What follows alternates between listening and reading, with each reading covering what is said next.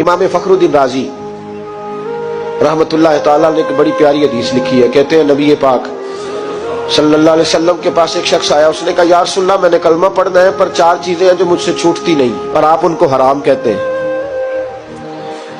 तो हुजूर आप हुक्म करें क्या करूं? फरमाया चल तू बोल वो क्या है? कहने लगा जी मैं शराब का भी आदी हूँ। माज़अल्लाह। बोलिए अस्तगफिरुल्लाह। सारे बोलिए मैं शराब का आदी हूँ, मुझसे छूटती नहीं। और फिर कहने लगे मैं चोरी का भी आदी हूँ, जाती नहीं।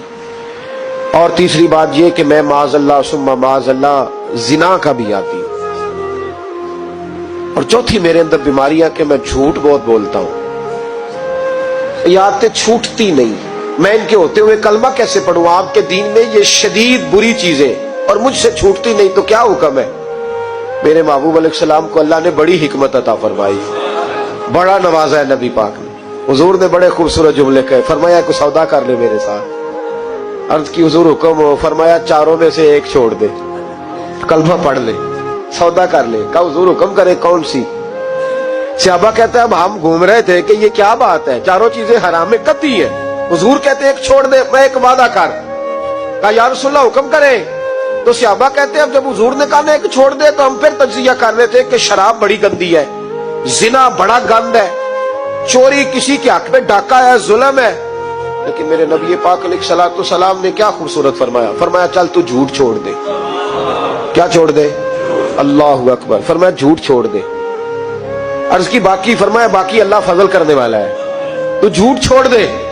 अब लोग कहते हैं कि हम हैरान थे कि इतनी गंदी चीजें, शराब भी, जिना भी, चोरी भी, और हुजूर ने सिर्फ झूठ छुड़वाया है। वो सरदार कहता है मैं घर गया, शराब की बोतल पे हाथ डालने लगा।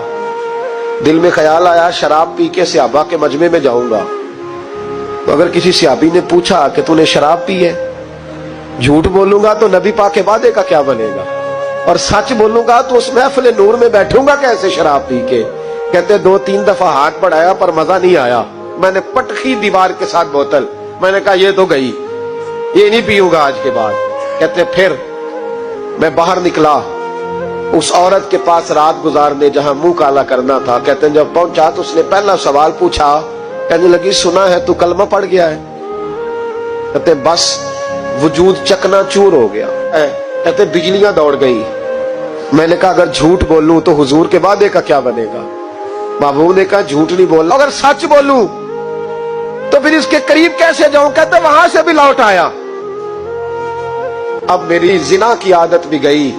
अगली शाम हुई तो सामने माल पड़ा था एक आदमी का, वो आदमी काफिल था, उस पे हाथ डालने लगा तो दिल में ख्याल आया ये सवेरे तफ्तीश भी करेगा, अगर पूछता पूछता मुझ तक आ गया कि तूने तो नहीं चोरी की तो झूठ तो मैं बोल ही नहीं सकता, हुजूर से वादा किया है, और सच बोलूंगा तो मेरी आबरू क्या बचेगी। कहते शाम एक दिन में गया, अगले दिन की शाम हुई तो सिर्फ सच की आदत अपनाई, मेरा जिना भी गया, मेरी चोरी भी गई, मेरी शराब कबाब भी गए।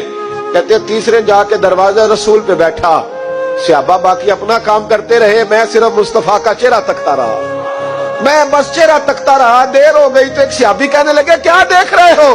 तो मैंने कहा इस रसूल का कमाल देख रहा हूं, इस महबूब का कमाल देख रहा हूं।